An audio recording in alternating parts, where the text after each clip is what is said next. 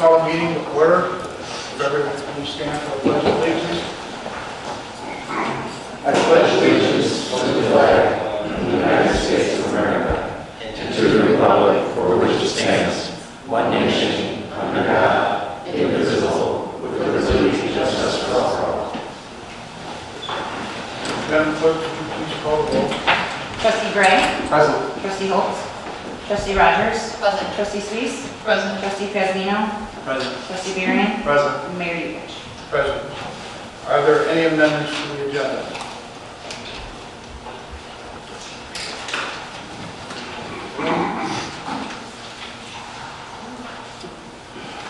Next, Big Tree contest winners.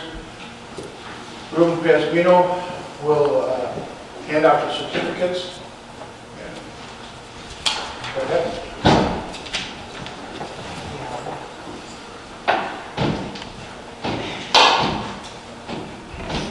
Hello everybody, how's everybody doing today? Good. Welcome to the awards night for the Village of Homer Glen Big Tree Champion Contest. This is the second year for the contest and we are pleased that we will be adding 3 new trees to our Big Tree Champion list. And we discovered a larger bur oak tree than the one that was currently on the list. This is an important award that recognizes the need to appreciate and protect the natural environment within the Village of Homer Glen.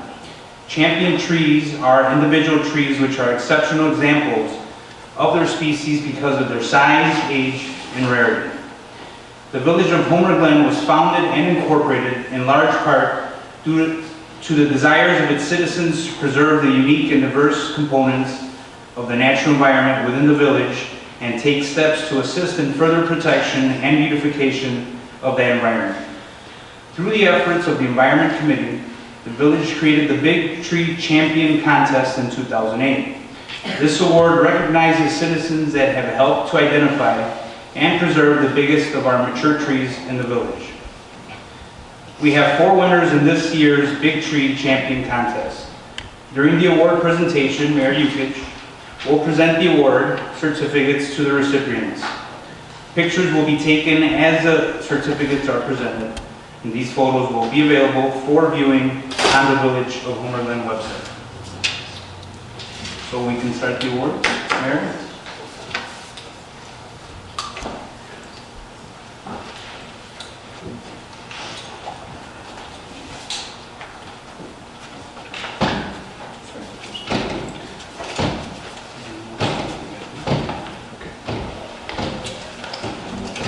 All right, the first award goes to Steve and Stephanie Amos, who have identified a Norway spruce tree with a circumference measurement of 65 3/4 inches. Steve and Stephanie here. No. Next, Bill Michalak. Did I do that right? Yeah. Who has identified a bur oak tree with a circumference measurement of 173 inches. This tree replaces a current bur oak champion that was identified last year. Over there.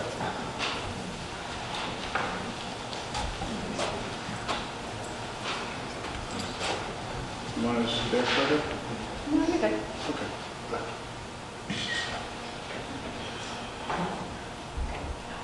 How long does it take you to skip above these for the home? It's not my yard. No.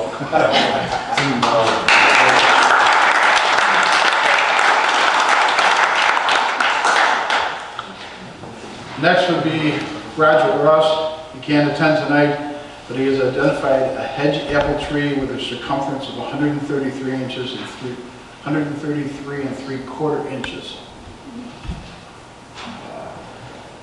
See, Roger's not here. We'll go to the next one. Inge Therese. Did I get that right? Close. Who has identified a shingle oak tree with a circumference of 26 3/4 inches. So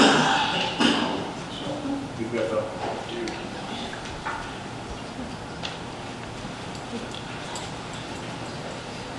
Can you stand back a little bit, please?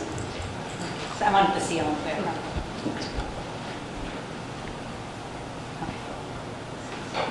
Thank you very much.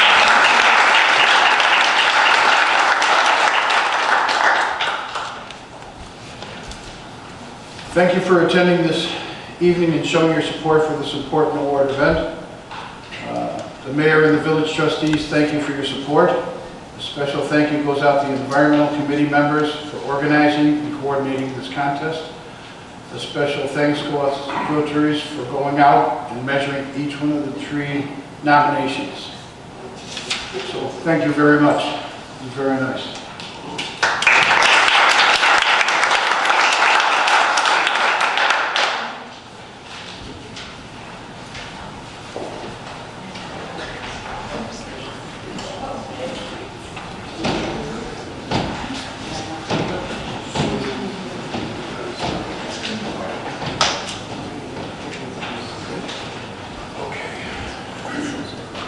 All right, next would be reports and communications from the mayor and other officers.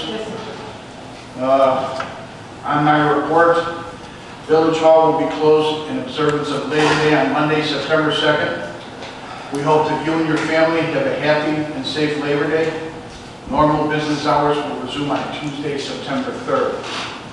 Okay, we'll go to the trustees. We'll start with Trustee Gray. Thank you, Mayor. Reporting on behalf of the Homer Community Festival Committee. We continue to finalize our accounting and wrap up of the 2019 event. We learned a lot this year, and we're going to continue to work on improvements for next year's event. Our 2019 event so far looks like it's going to continue the tradition of being in the black. We have a few more numbers we're waiting for. And a big thank you to the board and to all the residents for coming out to make Homer Fest a success. And at our August committee meeting, we started drafting our budget for the 2020 event.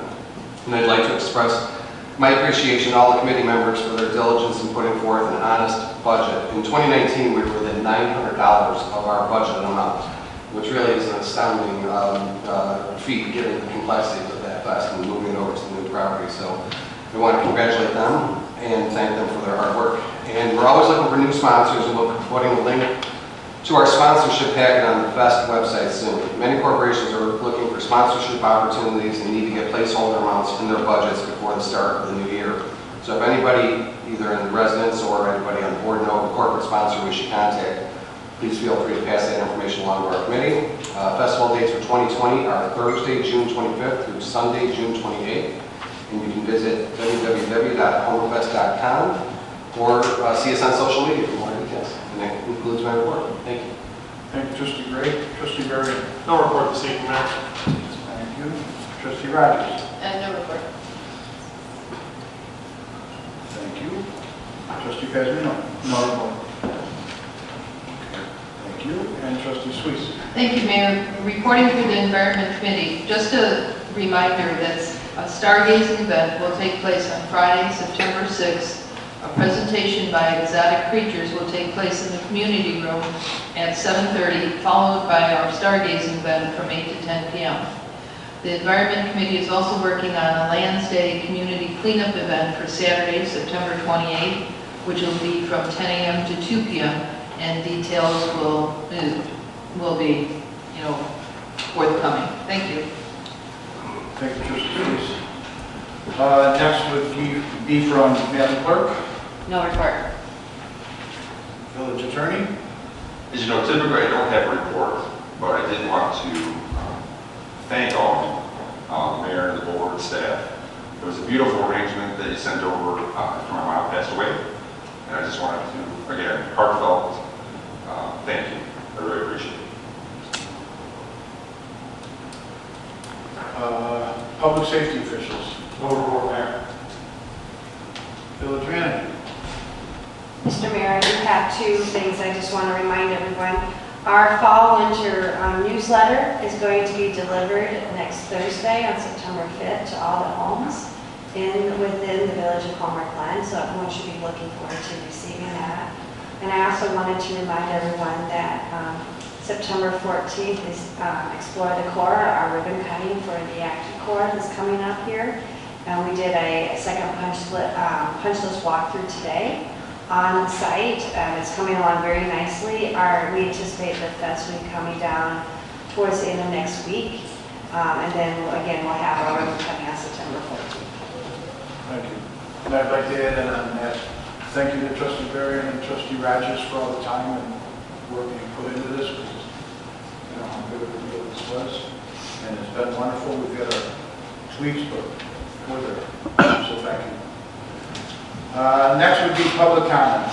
There's a 3-minute limit.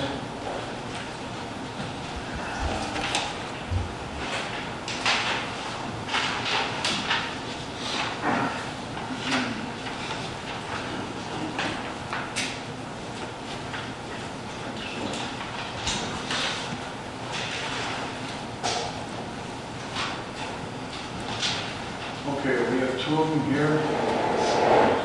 One of them is, don't get me out of kill this. Saw Gertis, Kamsky's, Homer Glen Auto. Yes. You're up. Good evening, ladies and gentlemen. I'm owner of Homer Glen Auto Repair business for 13 years in Homer Glen. And we have a little bit situation. We have very nice talks about trees, everything else, but they want to put a little bit like bad stuff. And last year, next door was like opening a truck repair business, which one is not allowed it in this area by zoning and all regulations, ordinance, without a special use permit, with the misleading information. And on August 15th, we have Land Commissioners meeting. Mr. Vijay, we pronounce his name, he was in a meeting and he brings all information about it. And my attorney sent an email and we're getting like not a full information about everything. It's almost 2 months. All my complaints, no one is taking care about it, just more trouble. Every time I complain about anything, I'm getting trouble myself in my business. And we have some pictures and some information. I would like to give it to the mayor, take a look at everything and decide what we can do. Okay, that'll be fine. If you want to just bring the papers down to me. Just a small information, just some of the emails. I wonder if you could do me a favor. Could you put your phone number on here? Yeah, sure. Read that out. And then this way I can get back to you.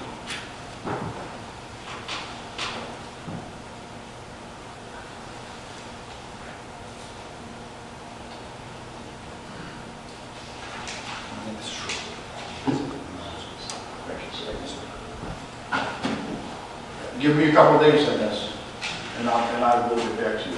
Yes. Thank you very much. I'm done. Next would be Jeff Joniak.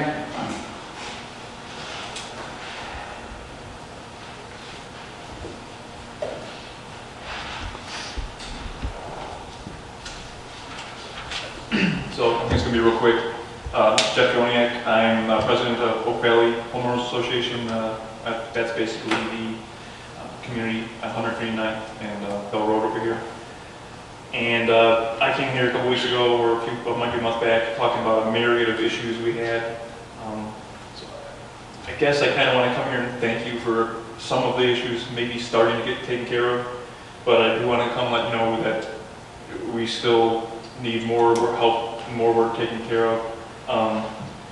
I look forward to your help to close some of these issues out going forward. And I think, if I have to say, we're going to have to lean on Joe and Mike to take care of some of these issues and go out there and either say yes or no to something, close some of these things out before the end of the year, because it seems like the years go past and nothing gets done. So I'm just basically here today, that just knowing that we're still keeping an eye out, making sure everything's getting closed out. You know,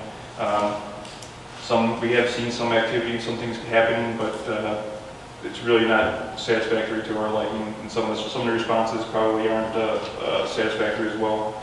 So we look forward to closing out the issues going forward. Thank you. Jeff, what I'd like is give him today, tomorrow, just to be able to, are you gonna? This is on our front burner, one of our items on the front burner. We're investigating a few of the issues over there. Currently working with the home on the corner there. Sheriff's Department was out there last week. We accompanied them out there. There's been some property transfers, so it's on the front burner. We're taking care of a few of these issues. I'll get back to Mr. Joliak within the next week on everything and update him as where it is. And it still just pertains to Bozos. Pardon? This just pertains to Bozo. And then Well, there's a couple issues that we'll address. the retention area, where we think there may be some activities, some dumping that's coming down Off the property. and then the front entrance, that's, he promised me he's gonna give me somebody from IDAT, so I think we're gonna take care of that next week as well. It's actually, I think, village property, so it's, you know, but my community is, you know, affected by it, right? So I get a lot of complaints and I need to give them answers and they're tired of hearing me say, just wait, just wait, just wait. And it's a lot of it has to do with 139 construction, right? But it's taking forever and I can't give them good answers and it's really not, you know, the safest conditions either. You know, there's no signs, there's no nothing there. The weeds were so long you couldn't see past it, so we paid our own money to go out there and take care of the safety issues. Can't we address some of that stuff so that, because they should have no money coming out of their pocket? Right. As for the road, I mean, unfortunately, we have no control whatsoever of what they're doing, but at least they're moving. Right. I'll sit down with Joe and Mike and see what we can do on some of them, because we're still restricted to what we can and cannot do, so we'll figure something out. We'll get back to you. Jeff, we do have your phone number? I have it, yeah. Yes. All right, we'll get back, give us a couple of days. Okay, thanks. Thank you. All right, that's it for public. One more deal.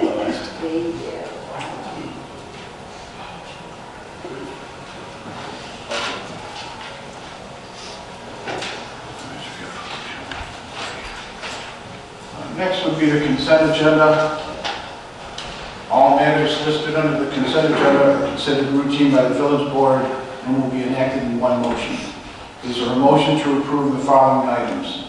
1, approval of the treasurer's report of cash and investments for the period ending July 31st, 2019. 2nd, the accounts payable for the period of August 16th, 2019 through August 29th, 2019 in the amount of $562,401.34. So moved. Second. Trustee Gray, Trustee Burien, any discussion? Oh, no discussion. After roll call. Trustee Rogers? Aye. Trustee Sluice? Aye. Trustee Burien? Aye. Trustee Pazmino? Aye. Trustee Gray? Aye. Motion carries. Legislation. Is there a motion to approve ordinance number 19-035? An ordinance granting a variance to permit hardy board fiber cement siding on the first floor of the dwelling in lieu of exterior construction standards, requiring the stone or brick material cover 100% of the aggregate total area of all first floor or story exterior walls, exclusive of doors, windows, and associated trim. 75-678. Applicability and scope, type of building or structure of Chapter 75 buildings of the Code of the Village of Homer Glen for certain real property located in the R2 Rural Residential District at 14456 South Kansas Lane, Homer Glen, Illinois. So, Trustee Burien, A second. Trustee Rogers, discussion. I'm not a fan of party board because I always feel like it's an underlayment, but I'm glad the front now looks so much better with a lot more brick. And I think it looks, I'm glad you put a little bit more brick around the garage and everything like that. Yeah, it makes it look a little nicer. It's the new modern farmhouse kind of look. Can you come up to the podium? I can't hear, we can't hear you.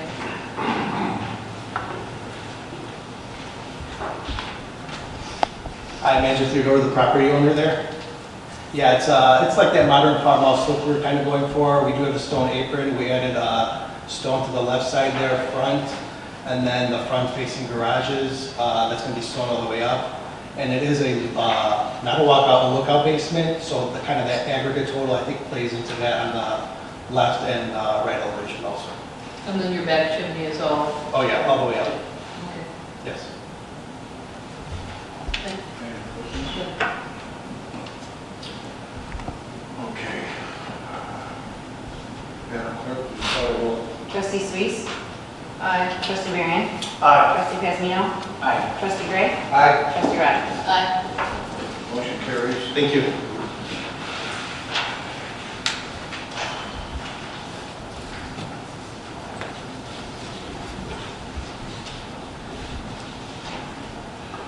Next, is there a motion to approve ordinance number 19-035, an ordinance granting a variance to permit hardy board fiber cement siding on the first floor of the dwelling in lieu of exterior construction standards.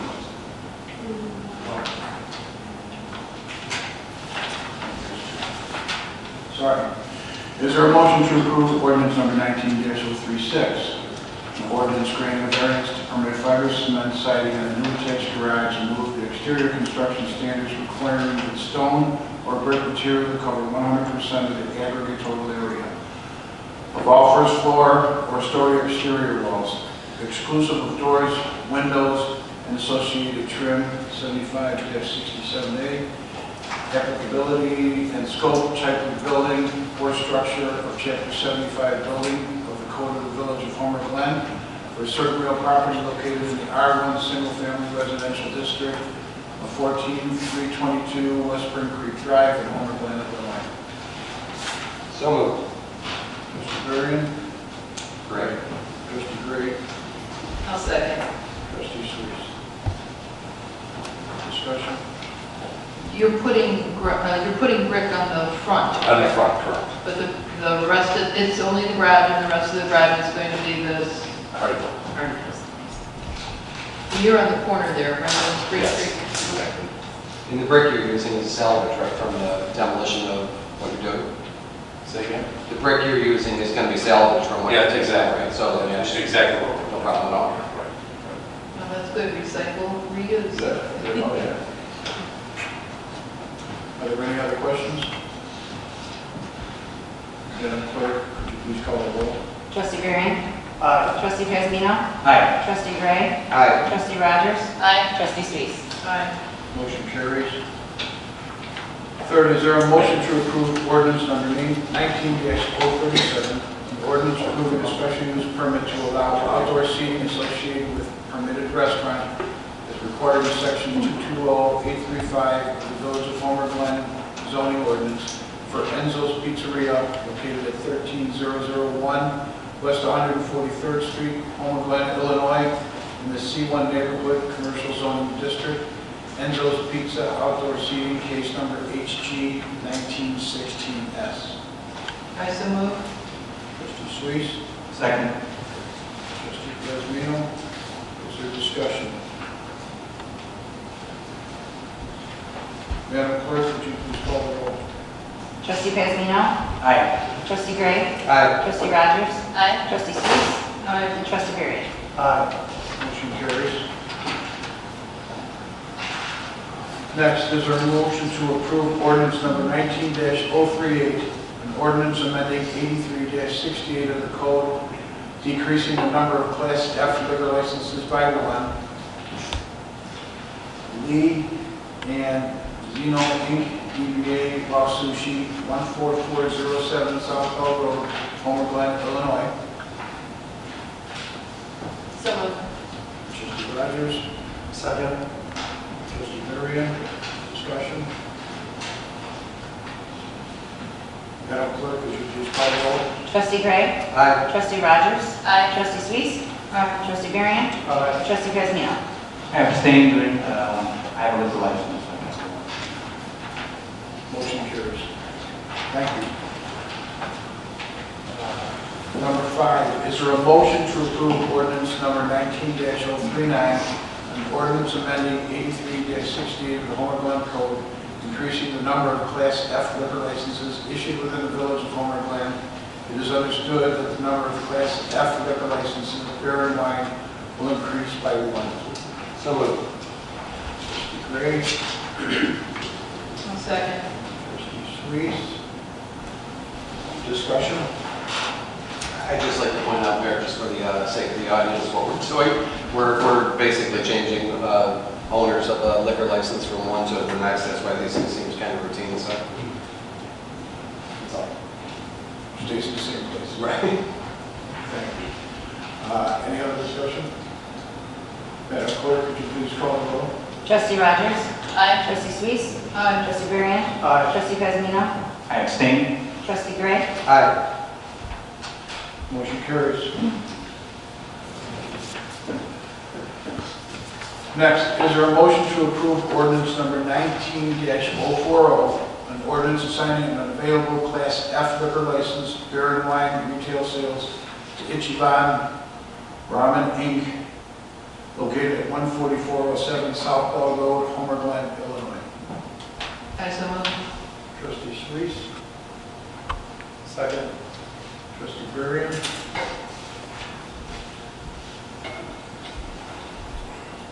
Madam Clerk, would you please call the roll? Trustee Suisse? Aye. Trustee Varian? Aye. Trustee Pesmino? I abstain. Trustee Gray? Aye. Trustee Rogers? Aye. Motion carries. Next would be workshop item. Director of Planning and Zoning, trustee sign regulations.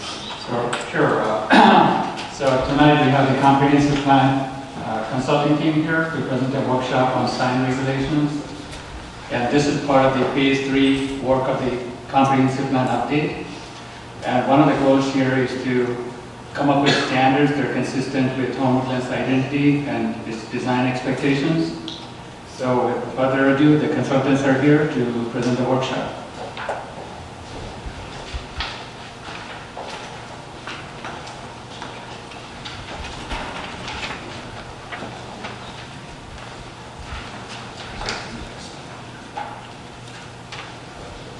Thank you, BJ. It's nice to see everyone this evening. My name is Todd Manadalock. I'm principal planner with Egret Knox Planning. With me is Con Savoy. He's president of Savoy Consulting Group. For the part of the consulting team leading the comprehensive plan update project. We're about 1/3 of the way through, actually about 40% of the way through. We had a meeting with the steering committee this afternoon to go through provide a progress report. We went through the existing conditions report with them this afternoon, and this evening we appreciate the opportunity to talk about the sign regulations. So the agenda for tonight you'll see on your screen.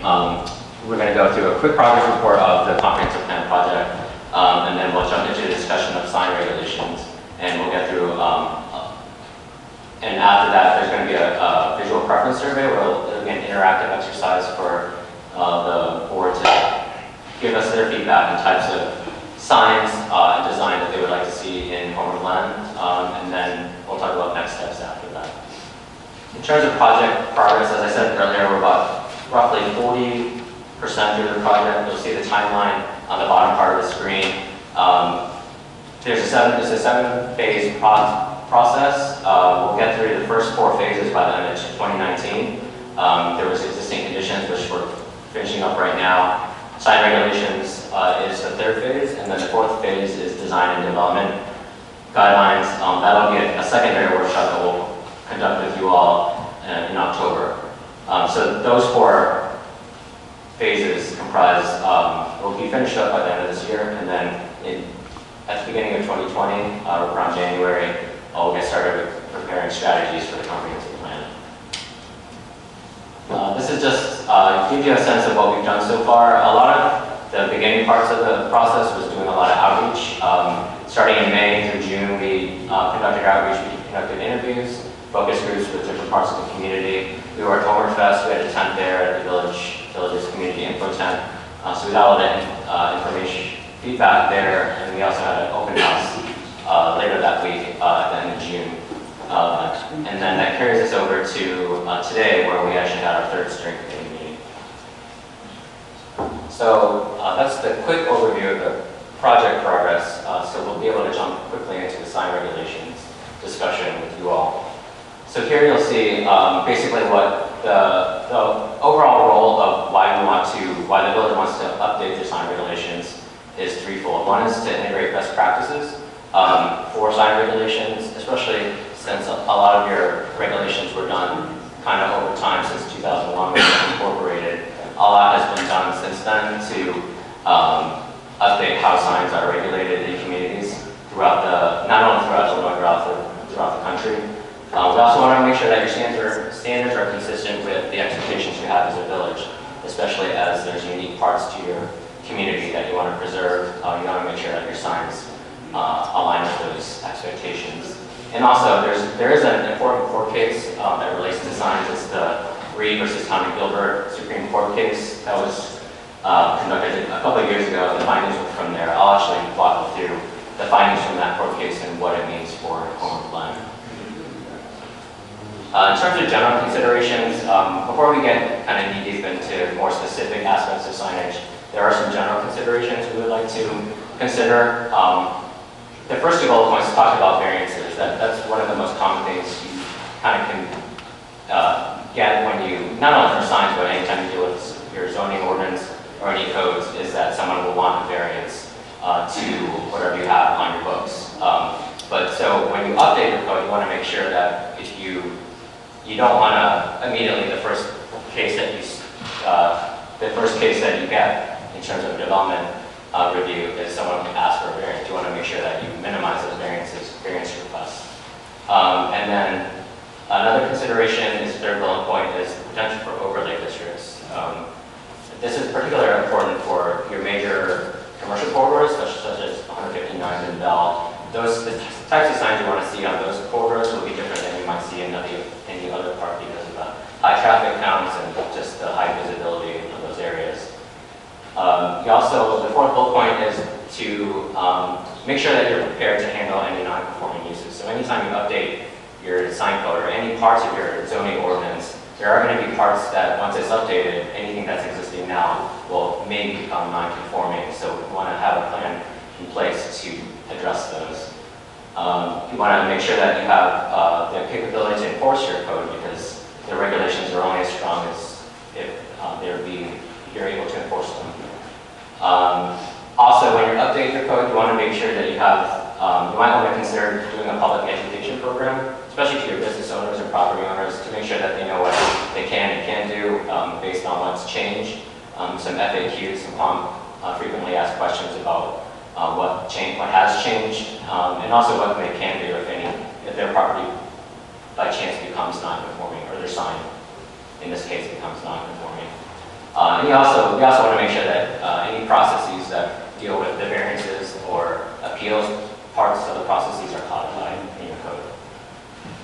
A few other considerations before we get into the details is you want to make sure that your updated code is context sensitive. So some areas are different than others. As I said earlier, like 159 signs on there are different where you might see them in any other part of your community. You also want to make sure that the size and location of your signs are visible to whoever is viewing those signs. Usually it's going to be cars, but in some cases, especially in the third bullet point, kind of relating to the second one, is that you also want to make sure that your corridors, especially Bell and 159, even though they carry a lot of traffic, you do want to make it more inviting and welcoming and safe for pedestrians and bicyclists, and they should be able to interact with the sign and not feel so overwhelmed by a really tall sign. So you want to make sure that it's context sensitive. And I guess that also goes with the last bullet point, is just striking a balance of all the users who interact with the sign, whether it's the property owners, the people who next door to those properties, and even the overall community, because your signs kind of convey a sense of the image and identity that you want to convey to not only your residents, but visitors to Homer Glen. Before we get the village board's feedback, we did, at our last steering committee meeting, the second one we had with the committee in July, we actually got their feedback on what they thought were the core issues and things to address in terms of relating to signs. And some of the key findings that we got from that, so some of the key sign types that we considered with the committee, but we'll also actually raise here with the village board tonight, is freestanding signs, multi-tenant signs, and electronic message boards. Those are actually pretty common issues that arise, and those are actually very important here in Homer Glen. The most common variances that are actually asked for when signs are come up here in Homer Glen are variances in terms of height, the surface area of the sign, the size of the logo of their business, and even the setbacks of where their sign can be located on their property. We also want to make sure that there's a balance between having business-friendly sign codes so that businesses aren't drawn away from setting up shop here, but also making sure that you don't compromise your values as a community. So that's something very important that we're going to have to consider when we update your code. There's also, you want to make sure that your regulations are strong in terms of being able to be enforced. There's also, as we said earlier, the potential for a signage overlay that came up when we talked to the committee. And also the last bullet point is the amortization of signs and bushings. We'll actually get into some important issues to consider when you deal with amortization. That's basically ensuring that you may not expect property owners to conform to the new sign regulations, but over time you expect them to. And we'll get into that on a different slide. So before I turn it over to Glen, one kind of overarching issue that kind of deals with all signs before Glen gets into the kind of different types of signs is that court case that I talked about. It's about content-based signs, or it was from the Reed versus Town of Gilbert Supreme Court case from earlier this decade. It was basically the Town of Gilbert, which is in Arizona, they imposed two sign violations against a church in the Town of Gilbert. The plaintiff was, his last name was Reed, so that's why it's Reed versus Gilbert. And basically, the Supreme Court supported that the village or any municipality can't regulate the content of the sign, whether it's political, religious, or any other factor. And basically, it deals with First and 14th Amendment rights about free speech and freedom of religion and so on. And since that court decision, a lot of municipalities have updated their codes to make sure that they're legally airtight. The last thing you want to do is have something that's in your existing code and get sued because you didn't follow the court rulings of the most recent Supreme Court case. So it's actually a really good time for your community to be looking at your sign ordinance now because the court case is relatively fresh in people's minds. So you want to make sure that you're legally conforming to that court case. In terms of things that you can do to be in compliance, there's other ways besides these four that I'm listing here, but these are the four main ones.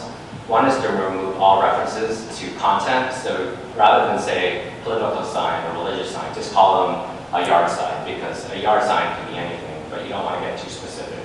So any references to anything very specific in terms of content. You also want to, but one thing that came out of this court case is that the physical aspects of the sign are content neutral, so you can regulate sign height, surface area, location, setbacks, and all that. That's all fair game, but in terms of content, that's something that's Supreme Court said you cannot regulate. And then there's two different clauses that ideally you'd like to keep in there. One is called the severability clause, which is basically even if someone says that part of your sign code is non-compliant, that does the severability clause covers you. It says other parts of your sign code is not non-compliant. So you want to make sure that you have something like that, and we'll cover that for you when we update your code. And the other clause is called a substitution clause, so that you can have non-commercial messaging on any type of sign. So that goes back to the content. You can regulate content, so you can also say that you can have non-commercial messaging on any sign. And then before I give it over to Glen, these are the sign types that we've actually discussed with the steering committee at their last meeting in July, and we'll be going into more detail with you as a board. So we'll be covering freestanding or ground signs, multi-tenant signs, electronic message boards. Those are the three main ones that we got out of the committee, but some other important things to consider that we'll talk about are sign visibility, landscaping, the lighting of signs, and then non-conforming signs, which I talked about earlier. And then if we have time, there's some other issues that we may be able to get through tonight. Good to go.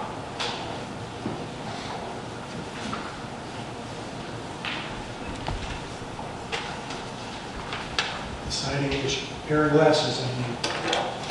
This is the time where you need bifocals. Distance and close up. Good evening. Again, my name is Colin Savoy, Principal, President of Savoy Consulting Group, Lead Consultant for the Comp Plan Update and the work that we'll be doing on the zoning ordinance.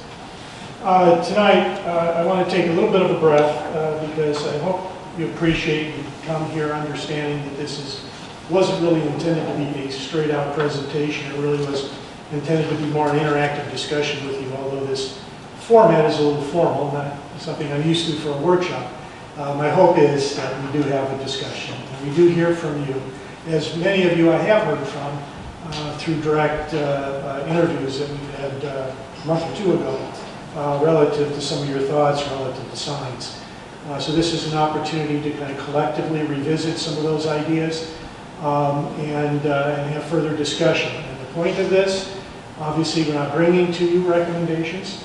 We have some thoughts. We're more, at this time, sharing information with regard to our perspective of your code, things we heard from previous stakeholders, issues that arose, and trying to determine as a result of this discussion tonight, there's a kind of consensus with regard to an approach that you would prefer. Obviously, you know, we are looking for that because for us to go back and draft regulations without any sense of direction, you know, will be a shot in the dark in terms of if we know if we're meeting your expectations. So hopefully, not only will you participate, but you know, we can try to get some kind of direction. But if we don't, we'll do our best and bring back to you at least something as a starting point.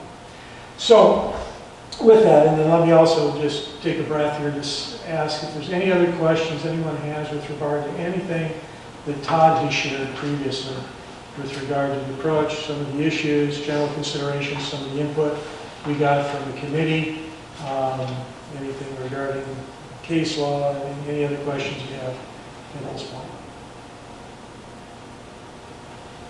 Okay? All right. So my role tonight is to lead you through a series of slides that get into more detail with specific sign types. And a lot of what, many of the sign types and the discussion of the issues associated with the sign types will also be revisited. There will be an opportunity for you, as Todd mentioned earlier, for you to participate tonight in what's called a visual preference survey. And I'll talk about that a little bit later, but that will give you a more direct opportunity to interact with, you give us your thoughts via vote on a cloud-based, internet-based polling system, your thoughts on specific types of signs. But before that, I think the important thing is I wanted to set up, I guess, use these slides to set up an understanding of what the sign types are, what the issues are associated with each of these sign types that have come up so far. So we're going to talk about a little bit about the definition, what the current status in the code is, and then, again, some of the issues to be addressed. So now I'm trying to determine, I guess that's it. All right. And so, with regard to freestanding ground signs, there are several categories under that broader category called freestanding ground. Your code actually intermixes some of that terminology, and it does so in other areas as well when we talk about wall signs. And that's problematic, obviously. And so one of the things we need to do is clean up some of the definitions and simplify.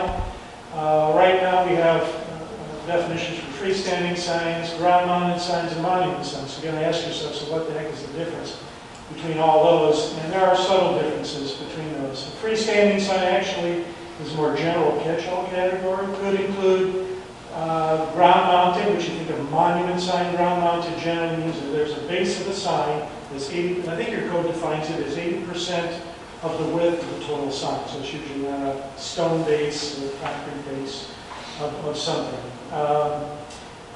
So those two are very much interrelated. Freestanding signs could include pole signs, pylon signs, which is another type. We'll talk about that. I think in this image, well, yes, there is. I'm going to figure out which is the pointer.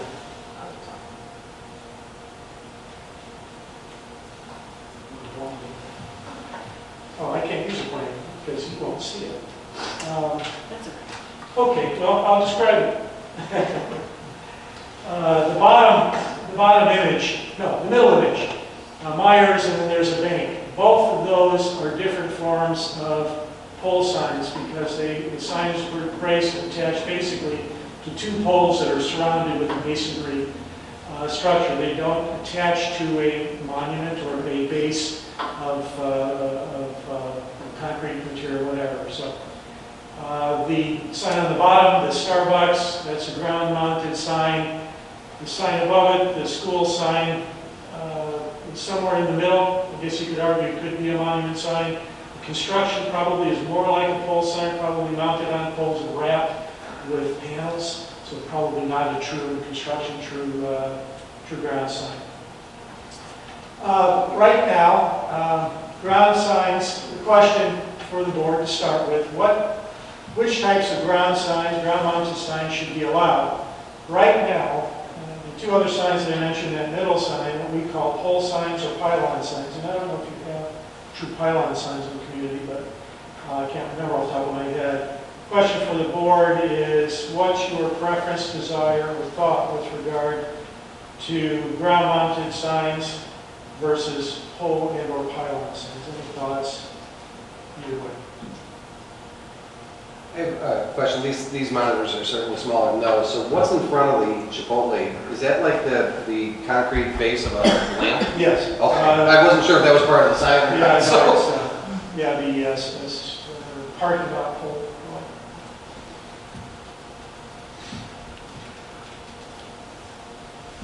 So what's our preference on these? Yeah. Right now, your code does not allow the Myers and I think it's a bank. I can't read the name of the bank. Sign down lower. Or the school, right? Third bank. The school either, because it has to be masonry. Well, yeah, exactly. Well, right. Masonry, and I don't know if that's actually true ground sign in the real definition. Right. That's correct.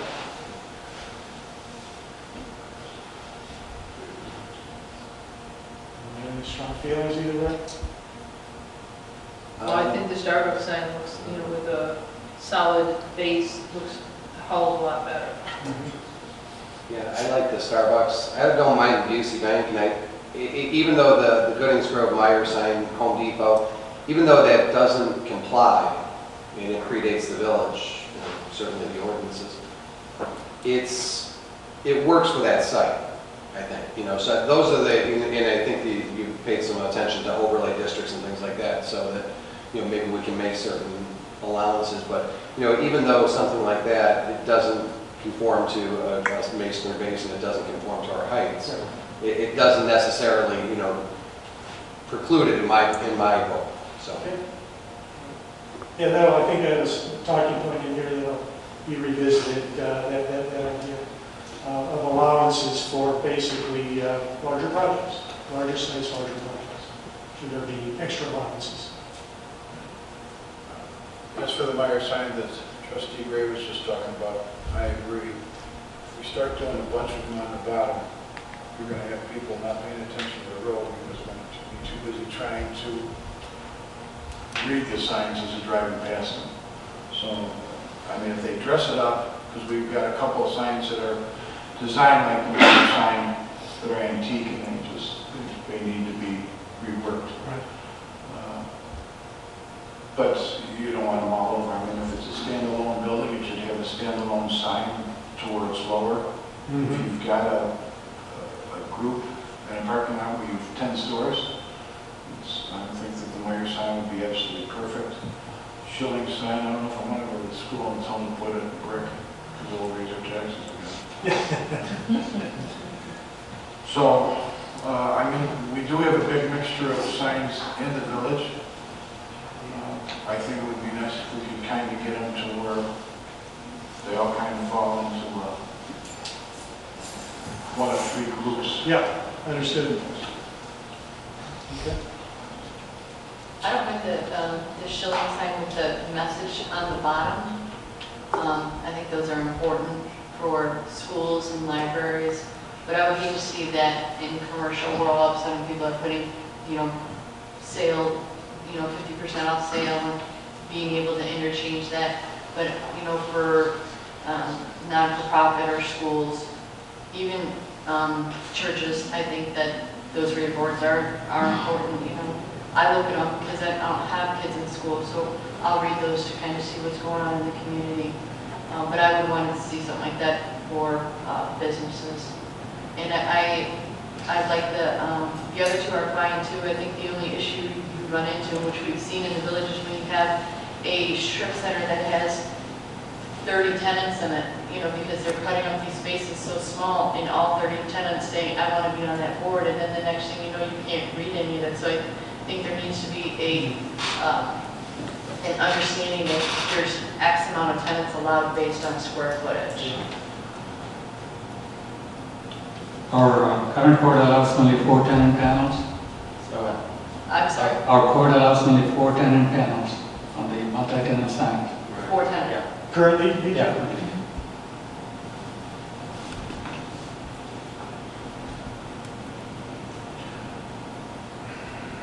All right, I guess we'll move on to the next talking point. This is maybe more an observation, but getting your thoughts as well. Commercial signs in the A1 agricultural districts. The current sign regulations really for A1 reference residential standards. The argument is that we should apply commercial sign regulations rather than residential sign regulations to uses that, commercial agricultural uses or tourism-oriented uses like bank stands or other ag-oriented uses, and not apply residential sign standards, which are clearly much more constrained.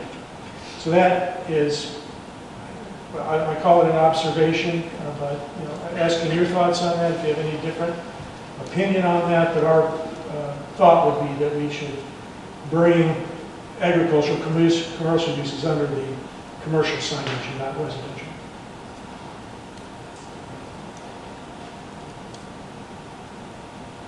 If there's any other argument about that. So do I have it? It's the bottom. The bottom.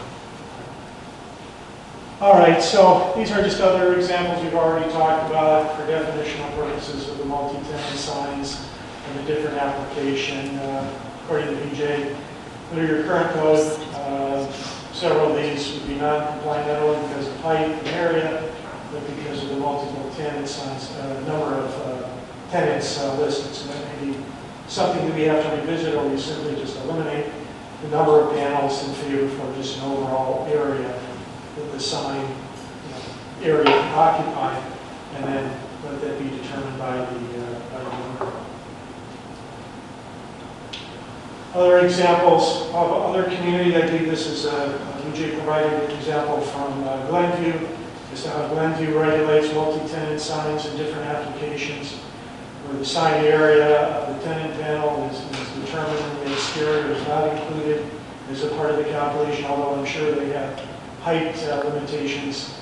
And then in our steering committee, we talked earlier, the target coal sign mimics the architecture and design, which is, I think, an important factor that the steering committee has suggested be included in any sign regulation, so that it mimics the architecture of the shopping center associated with it. In the case of Glenview, there's a more massive sign and sign area height, certainly somewhat larger than what you currently allow. The number of tenants listed clearly are not all likely, not all listed within that center, usually more of the major tenants. And I recall seeing in some communities where one, you could let the owner determine the number of tenants panels within a given area. Or two, you could limit the number of tenants on the monument sign by the square footage of the occupancy within the center. So if they were 10,000, 15,000, 20,000 square feet or over, that might be a threshold. Of course, for some of the smaller strip centers, maybe we have to have some different standards. So there are different ways that we can regulate that.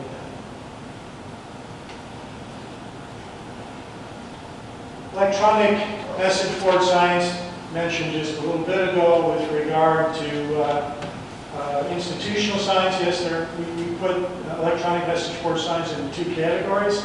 Those associated with institutions, meaning we think there should be maybe different consideration given to institutional signs for the reason that you mentioned, that the information given is maybe more important, more helpful to the community overall than messaging on commercial signs. So there are different types, again, different applications of how that's done. The Speedway, the application here is that it's just limited to the price information. No other information is displayed electronically. Others are listed as in text in various forms. And then the Subway is more an example, although these come in different sizes, of what are the larger display panels that occupy a much greater area of the overall sign. So issues associated with that have come up in the past, and for your consideration tonight is, 1, should we continue as a community to prohibit these types of signs? Although in many instances these signs, some form of these signs like Meyer, the price signs exist in the community, and I don't know, BJ, if these were pre-village code or not. I think my memory was a lot of these signs did come into existence before the village adopted the code to prohibit electronic message signs. There are many examples, and so that's one item to be discussed tonight. The second item is only allow message boards, electronic message boards in certain instances. Again, picking up on your thought about only allowing them for institutional. Should we consider only allowing them, as displayed here in other places, for gas stations and displaying the prices, because prices change daily. And they're getting so smart as they've been driving certain corridors, they change hourly. I think it means by a certain rush hour, they're getting a certain amount of traffic and timing, how much revenue. I mean, it's become probably like an algorithm out there they're figuring out. So it's really quite fascinating. And then the considerations we talked before about Myers, seemingly maybe there's at least some interest in allowing for larger signs as a part of what we call planned developments, unified developments, larger. So those are some other issues to consider. Again, if allowed, some have indicated that when allowed in the community, there have been prohibitions about color, use of color. Any thoughts regarding that? If we do allow them to have multiple colors in the display and images. Light levels certainly was a concern by other people that we talked about during the interview process. I don't think there's probably much debate, so others feel differently, that light levels should be controlled in a way that they're visible, but those certainly do not only create the visual problem for the driver on the road. I've seen some that are so bright they're almost blinding, but also staying on adjacent residential properties, or even facing a residential property, may have separate state standards. And then permitted lighted signs, not electronic signs. So the point is, if you determined that you did not want electronic signs, particularly in business locations, would you permit other type of lighting on those signs? I believe your code does allow certain use of floodlighting, uplighting, backlighting, and other things. So that would be something that would be a response to, well, you can't get the electronic sign, but you can at least light your sign so it can be visible. So those are the number of issues that have come up. Again, I'd like anyone to jump in and weigh in on any of these comments, any of these observations, any strong opinion either way. We do have a few of them in the village, right? Touch Green. Touch Green. Yes, and the car wash next door. Yeah, I'll bring that up. I think that's the next slide. This was approved via variance, and certain standards applying to it. So again, I don't know the history here, why this was approved as a variance. Is this an indication of a direction the community wants to move in, or is there special circumstances What that was special circumstances. He had the sign before we incorporated it. Okay. They allowed him to keep it there until it broke. Once the sign kind of went away or broke, whatever, he couldn't replace it with another one. As for a lighter sign, But that's a brand new sign. I mean, that's a pretty new sign out there. I think they reworked it. It like so. And if you look at the ordinance, they were supposed to not change it so often. It changes like every minute. And nobody, we're just not doing anything about that. there are some times where it's all white light and it doesn't kind of blind you for a second. It's bright. We only have 2 in the village right now. And that's, we have true motion. And they're the only 2 that are Church of Green and then gas station. The gas station's been closed since they started doing the street, so. You mean the car wash? Yeah, car wash. The thing about those too is though, they also don't conform in height. You know, right now we have a 10-foot limit. So really, a sign like Touch of Green, if we were to allow something like that, unless we change the height, it's going to be so low, you're never even going to see it anyhow. It's It's not going to be like these things at the top, 30-foot tower. You know? Well, right now, I think it's about 6-7 foot lower than what it was. Right, but it's still, a sign. yeah. As for the car wash, that's in the same spot, but like I said, they've been closed since 159 started. We've had the library come to us and ask if they could do it. You know, I'm not such a, sign-wise, you have to have it lit up. I mean, if the people are going to be driving at night, they got to be able to be seen. As for uplighting, no, I don't see a reason for uplighting. There's a lot of other ways you can do it. As for the signs that the Touch of Green has, Big R came to us, wanted one. Library came to us and wanted one. We've had a few others that have come to us with one. We try to figure out if it was something that could be changed daily, because even for the school, going out there and changing out a letter sometimes can be a lot of work. I don't know if we would be able to limit how many times something changes, but I've seen a lot of cars that I've fixed because people are busy trying to watch the sign, because it's a rolling sign and they're trying to keep up with it, and they rear end somebody. And it's like Sharon was saying, it turns into a maintenance thing. You know, we say, okay, you can change it once a day, but then it's changing constantly. Then we're calling, oh, it keeps changing, or the lights are pink and they're supposed to be white, or whatever the case may be. It is something It's that you would have to distracting. police. Yes. We can't police one sign right You're right. But I'm just saying, even if they did do a sign, they could do it once a day. If, like the library, for the things that they have for the kids, at least the parents know what is being involved for the day. I'm not saying let's let everyone have a sign, but that's how they advertise. What institutions, schools, libraries, village hall. I mean, right out in front of the, then you'd have 2, possibly 3 with the township. You know, if they wanted to jump in the road district, you'd end up with 4 right here on the stretch of 151st Street, potentially. Right. And I'm also a firm believer that don't do as I do, do as I say. I mean, if we were able to do it, I think, depending on their position, they should be able to do it. Yeah, when I was saying, I'm an advocate for the institutional ones, I meant the ones that you change out. You know, I don't like these at A all. single letter like marquee. Right, yeah, the ones that you change out. I just want to go back like 2 slides because they touched on something I think it's important to share. When we say, okay, you can have 4, everybody gets 4, and if you base it on square footage of who's in there, you could lose really good tenants.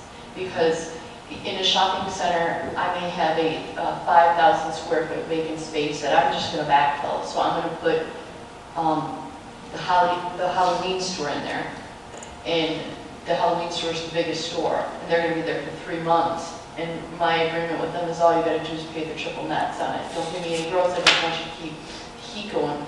Then in the meantime, I might have a 1,200 square foot Starbucks that's paying significant more, but it's much smaller. So when we say you can have 4, I think it's important for the landlord to pick who goes out there, not by square footage, because I've seen it happen where there's no room on it. The tenants I might have a tenant that's on a monument sign, and he's 2 years behind in rent, and we're going through lawsuits, but it takes forever to get them out, and in the meantime, I'm losing really good quality national tenants. So I think it's important that, the landowner or the landlord picks who gets to go on those 4. Well, if it's his building, his lawsuit, they decide to get out, so I agree with you. Yeah, I would also agree, and it also puts, if we were to try to put strictures on that, that puts us in the seat of picking winners and losers, and we should not be, being a government board, we should not be picking winners and losers. We can set it up that you can only divide the sign up to 4 times, and that's it. And it's and as far as architecturally, the signs matching the building, it's always the way it's been since I did it. You always match the 2. Even when we did remodels, we had to remodel the sign, the 2 should always be similar to what the codes are, where that architecturally the 2 are complementing each other. Well, Homer Town Square does that, like one where Jewel is. Those match, don't they? They have like little cable groups or something. With what you said a few minutes ago about the sign having 4 on it, depending on what size the mall was, if you have buildings on both sides, I wouldn't be against having 4 on one side and 4 on the other, or even they have the one up in here right now on the left upper corner. If you had something that was 5, and then you had the same thing on the opposite side for, perfect examples where parking areas is. You've got so much business in there that now at least you know it's on this side or it's on that side.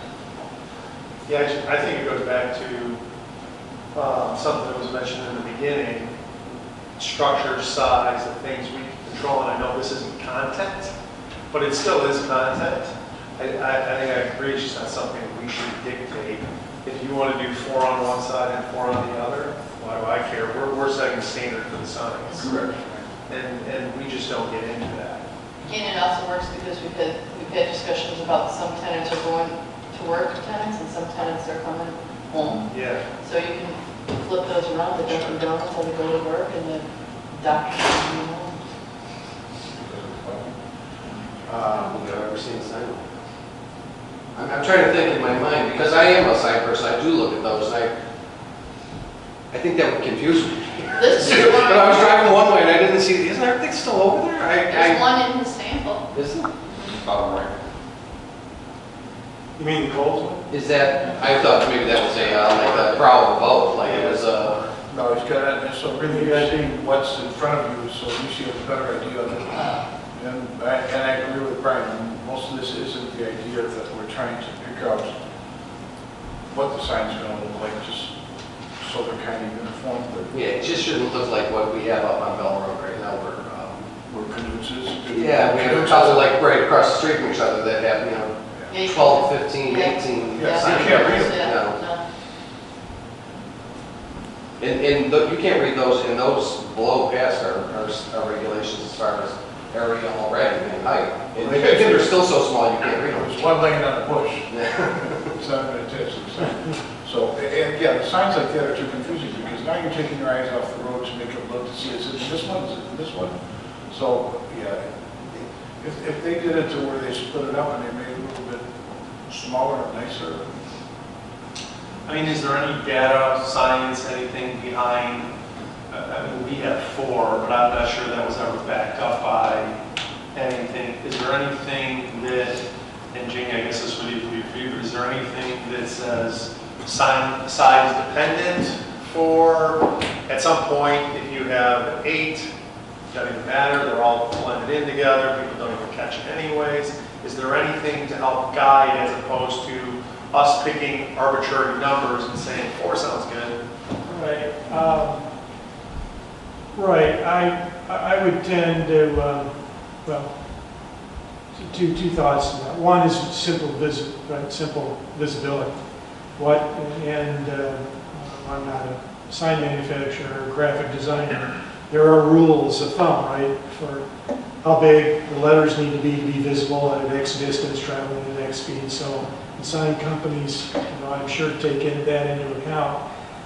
So that will dictate. Although you're right in that one famous center in town that has, the 50 different signs, some actually say the same thing, plastered on there. Yeah, it's virtually impossible. But in some cases, these owners want it, so they get it. We do have a restriction though on square footage at 65 square feet, dividing it out if you were to go, unless, changing it to 8 and increasing that so that they still stay, the relative size of, 17 square feet or something, if you divide 65 out by 4. If those things would have to change, at the same time, otherwise you'd defeat the purpose. I just wonder if the 4-panel limit that's in the code right now was put in there because there was a concern of the clutter of too many signs and then the issue of not being readable. And really, I think the core focus that we want for our signs is that they give our businesses good visibility because the sign can be read. And that is related to, distance, size of property, how many tenants you need to represent, which is a landlord decision, and the speed of traffic. So I'd be interested in our consultants maybe giving some options if they found some best practices in other communities that focus on readability. And I don't think we really need to worry about the number of panels. It's more about that the signs that are produced are something that can be read. I don't know, I'm not quite some sure how you communities, quantify I it. recall, do have letter size, height limits. Right. So that something can't be smaller than X, it has to be a minimum size, so you not only avoid the clutter, but it addresses legibility. But, quite frankly, it just seems to make common sense, but like you have to legislate it. Communities do that. Most of the situations I'm aware of that I've worked on generally just simply define, like, I can't point it in. The one upper right, the Gateway Center in Bandview, I guess, where you just define the area of the sign, the display, and then the tenant or landlord can then determine the number of sign panels within that. So that's the other side of this. Don't get hung up on 4, 5, 6, because quite frankly, that number is arbitrary. I do like your thought about rather, if we're going to regulate anything, regulate the letter height size, so it can't be below a certain, like 6 inches a foot, I don't know what it is. Or do like Glen do, just define the box and let the owner put in the size he thinks are appropriate to help him lease his property. And, if they can be readable or not readable, well, it's, I guess, kind of the business in order to kind of determine. I mean, you want to waste your money and put a small sign up no one can read? Well, bless you, I guess, right? I don't know what else to say about that. So, two schools have thought along that road. One, a little more regulatory. The other, a little more laissez-faire, I guess. How you strongly feel about it. So on like this Gateway Center 1410 sign in Glenview, so you're saying the Glenview codes just, they make the box and the owner of that building just accommodates as they see fit? I believe that's the case. I have not, this is some information BJ provided, and I have not looked at this closely. I'm just, based on my experience, this is not untypical of how other communities have regulated similar types of signs. I don't recall seeing or worked on a ordinance that prescribes how many panels you can have. Like I said, I recall, I don't know how commonplace it is, but I do recall some communities that have established the minimum size of letters on signs like this. Oh, and there's another point I wanted to mention. In most cases, these types of signs for these larger multi-tenant centers are often handled, I don't know in every case, but often handled through the village's plan development process. BJ, I don't know if that's true here as well? Only if the buildings are more than 50,000 square feet, so otherwise there'll be a simple site plan review. Okay, so every project already building over 50,000. So, the bottom line is you, Plan Commission, the board, will have the ultimate say on the architecture, the look, the panel size, whatever, and can, within the plan development, can make a judgment on that in the end. If the developer wants more or you have different feelings about it, that could be subject to your review. I mean, I think for me, the goal of the exercise is quality of build, aesthetics, but also not handcuffing the developers and the end users to judge what's best within our parameters, but to ultimately get to a spot where we're not seeing sign variances every time we get a development to come through, something we're all comfortable with. And once we say, hey, this is kind of the standard, we're dealing with less and less of this, and these are kind of, staff deals with it, and this is, you know, as part of the development process, and that's the goal here. So for me, it's, you know, some basic standards on the sign for consistency, and then I think I'm more open to letting the developer and users kind of figure out what's best for them. And I think you're right. If this is where I think this whole experience of the comp plan steering committee has been valuable, to hear people like Con and Todd talk about the experiences in some of the other towns and some of the best practices has been valuable. But this is one of those where I think I'm open on that. And then I think, well, if you've got a landlord that wants to put 12, just so everybody's on the sign, wants to put 12 of them that nobody can read. I mean, I think just finding somewhere in between that. Right now, I don't know why everybody would do that, to your point. Right. But it's also possible, because we've seen it occurring right now in town, in some cases with temp signs over some of our monument signs. So, yeah, so there is a balance here, I think, to not just saying, here's the parameters, but I don't know, this is where I kind of defer to the experts to say. But that's the goal, I think, of the exercise for me. And I think one important point in this that we talked about earlier was when we get to the end of this sort of steering committee and comp plan update, it's on everything but this, correct me if I'm wrong, but on everything but signs, it's going to be suggested guidelines to guide us. But part of this contract is to actually work on a new sign ordinance that's codified. Right. So I think that's, and timing is important for us on this. Thank you. Very helpful. All anyone has to do tonight when they're going home is drive by some of them. You almost have to come to a stop to be able to read some of these signs, because they're just overpowering. You know, even if you look at the one on the left upper, I mean, the GSB is the only thing that really stands out. Sure. And then so you know at least you're getting hints, and then you can read the top.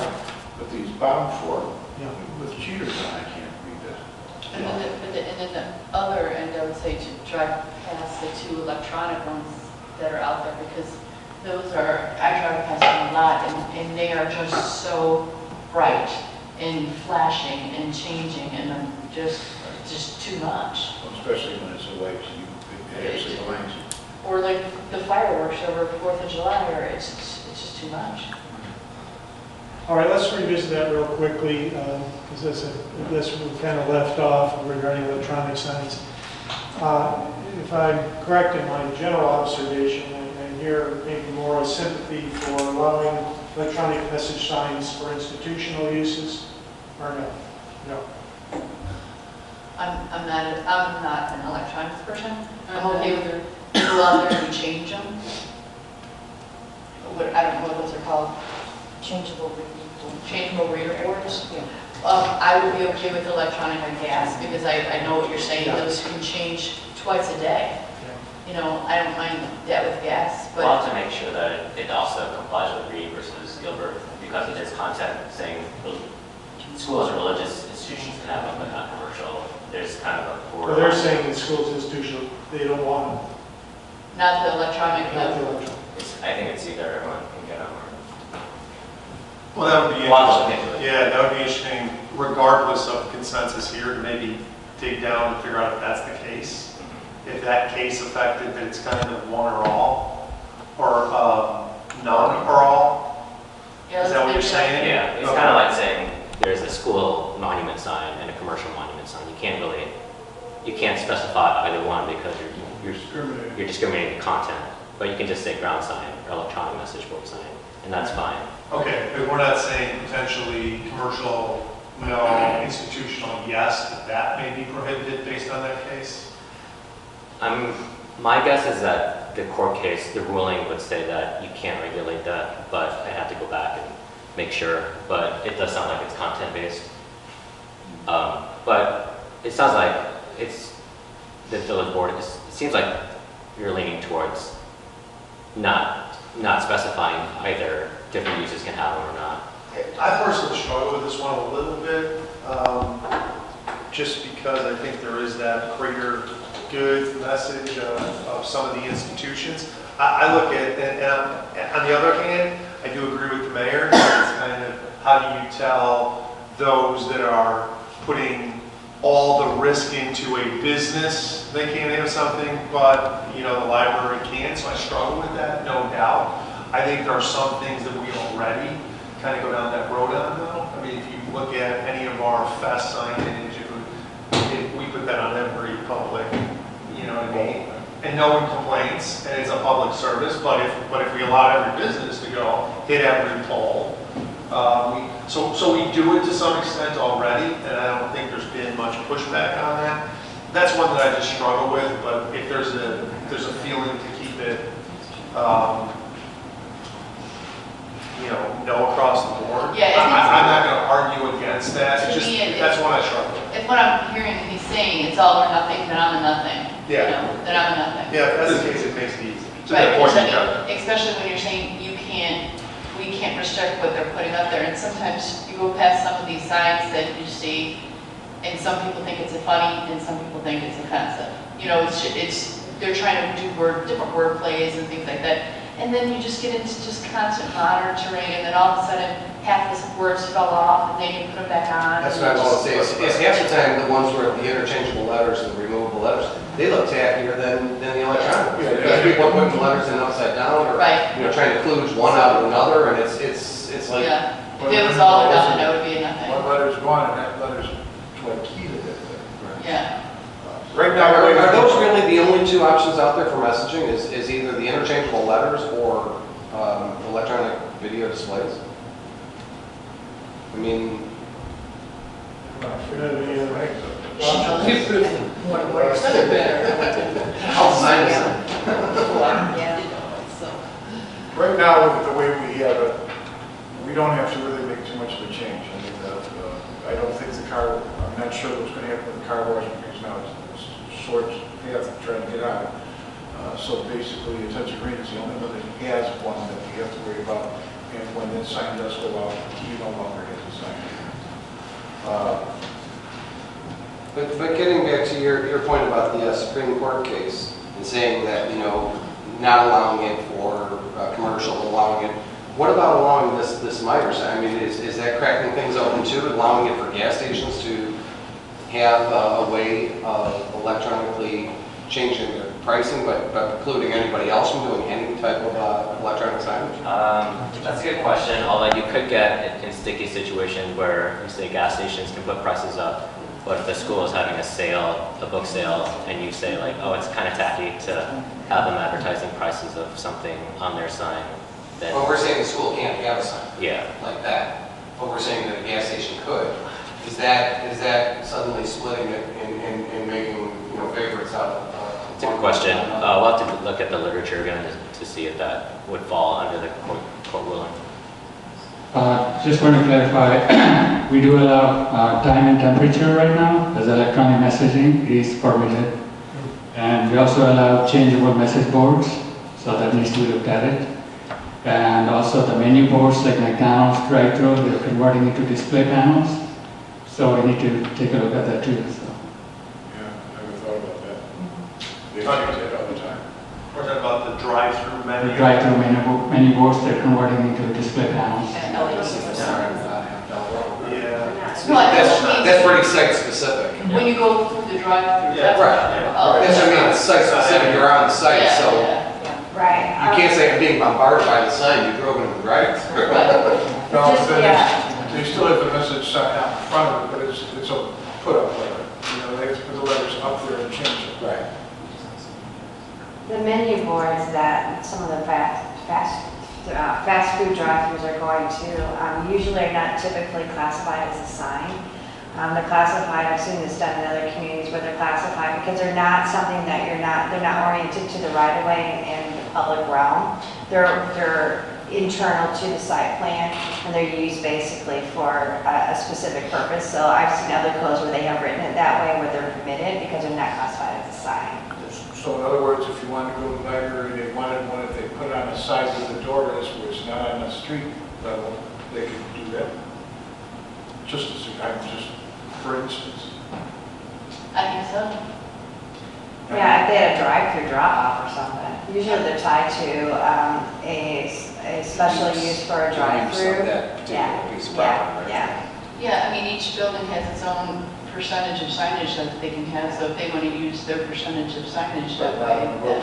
Right, not on the roadway. Like if you go up to a church, the church sometimes has the little reader thing, so I kind of look at it like that.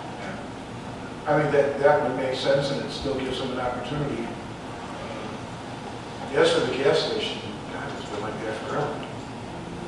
I mean, they've all, well, before it lit up, they always had to change the prices out on the street, but I mean, now, like you said, I've seen them change while you're pumping gas. Yeah, it's true, and Never down. the difficulty, although give and read, I mean, you do our best to comply is kind of my thought, but if you don't allow it, which is currently conditioned, you put other future uses at a disadvantage because the guy next to you or down the street has it. And so I'm not sure what the right response is. I think I know what the practical response is. I don't know what the right legal response is. Well, it sounds like the consensus is no on electronic message boards. I would just like, as part of the process, maybe a definitive answer so we know in the future whether that's impacted that way. If you could research that. All right, thank you. Visibility, obviously another big factor here. The point of these comments and issues are ones that we talked about before, allowing for taller, higher signs, multi-tenant signs for larger developments. BJ says even over 50,000 square feet. Is that the right threshold? I'm not sure. Maybe it should be larger, as most of these projects are probably 75 to 100,000 square feet. So 50 may be a bit low. The point, other people we talked to simply said, well, whatever the requirements are, we shouldn't vary it. It should be the same for all businesses. So it doesn't matter if it's a Meyer shopping center or it's the oil change guy down the street, they should all be entitled to the same height and size and whatever. That's an argument. I have a question about this particular sign here, and this is probably more for staff, is that sign, does that meet our current regulations? Because I know exactly where that's at, and it's actually down kind of in a bowl off of Bell Road, and it's sitting on about 10 or 11 feet of concrete or something. It's pretty massive when you're down parking next to it. I understand why they did it, to get it up to the road level. So where do we strike that 10 feet from? From the grade level, including the base. The grade being a parking lot? So this would be, today it would need a variance, or it predates our code. So, okay. Where probably most codes have seen determined grade at the street level and sidewalk level. Well, the street To level. address the fact that the elevation change. Is it based on the street level, or was it, I think that's probably a simple thing that can be addressed. Because you're right, we drove by this one, I drove down 59th and Lockport, same issue. This kind of sign, maybe even lower, buried way down in the slope, could hardly be right. So that just doesn't seem to make sense. Got to have some And accommodation. it's also much closer to the roadway. Again, newer developments, and we see this at Founders Crossing, where they've got those huge frontages that are pushing everything back too. Signs are getting further away from the roadway. So arguing for maybe some height. Yeah. So these are the observations, again, discussion points. If larger signs would be allowed, consider wider, not taller signs was another idea. I don't know if that addresses necessarily the complaints or the concerns of the major tenants and the businesses from what we've heard. But that was one idea offered. I don't know if you have any thoughts along those lines. And then allow taller signs on the visitors' roads. Yeah, so one would argue then be a little modification of what we talked about before, where 159th and others, I'm sure what's up there anymore. Yeah, because of road conditions, traffic conditions, whatever, simply allow the taller signs no matter the size of the property, or have one do that. So you're at 10 feet now, go up to 12 to 15, let's say 15 across the board, and then anything above 15 would be only allowed for the 100,000+ square foot unified developments that would be processed through the Plan Development Code. So that is a couple of different ways to address the issue of trying to create some, acknowledge some differences between where signs are located on the obvious busier roads was, quite frankly, where else are these commercial centers going to be but on those roads? They're not going to be on the secondary roads, Cedar, and so, you know, off the main road. You're not going to have these kinds of developments. So. Sure, but you did state at the beginning of your presentation about allowing ag to go to the commercial standard instead of That's true. So That's that would definitely have to be handled differently. Yeah. If you're going to change all, or, you know, think about changing the commercial. Yeah, absolutely. You can't just blanket allow ag because ag is bumped right up against residential. It certainly can be. It's also, You know, I would not argue the same kind of standard being applied in those areas. That's correct. and we're a community with a lot of agricultural, you know, opportunities for agritourism and things like that. Right. So. Right. Exactly. So maybe that's, like I said, that earlier comment was more kind of an observation of things that I think just need to be corrected and looked at. Any other thoughts regarding some of these concepts, ideas, recommendations? Got any different feeling about how to regulate size, height? Anything you've seen? Well, we'll talk about that a little bit later. But any strong feelings either way? I don't think necessarily wider. I think taller myself. Well, I think the only thing that happens with wider is what you see there, they split it in half and then all of a sudden 4 tenants go to 8 because it's wider. Plus it takes up more parking. Wider to me, yeah, and it's more, if it's low and wide, it's just blocking more view anyhow. I mean, so to me, taller isn't necessarily an issue. 30 feet, yes, that's an issue. You know? 15 feet over 10, you know, that's not as much of an issue. I'd rather see that than getting wider and wider and wider. And of course, sorry? I would agree because I think you're going to see what you see here where 4 turns into 8. The other thing I should have mentioned up front, we will be providing and researching what the other comparable communities near you are doing as well, because quite frankly, not only is it good as a benchmark, but within the marketplace, if you know that businesses are already complying with X standards in other communities, right, then there's not much of an argument to say, well, they only get 10 feet, 15 feet block park, why can't you do it here? Not much of an argument, it seems to me. Unless you want to be, quite frankly, it's more business friendly and encourage development. And that may be a legitimate, issue. Yeah, and I think we have to also be careful on what we consider comparable communities. You know, just because they're right next door to us doesn't mean that, they're comparable maybe. Right. Where some people might, like there's communities that aren't adjacent to me where I really like their signage and what they allow, and there's communities up north that I really like.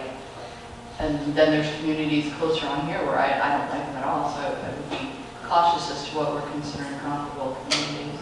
Well, if you have some thoughts along those lines, that's very important. We've asked staff to provide a list of the 8 or 10 or so that we've got. Most of them are nearby communities, with the exception, I think, of Frankfurt in my memory.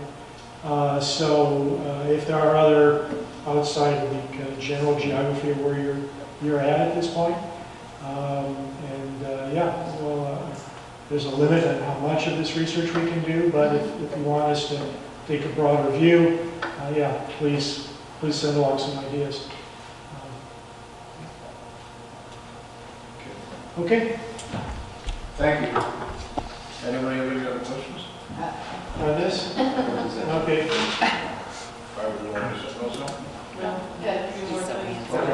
That's fine.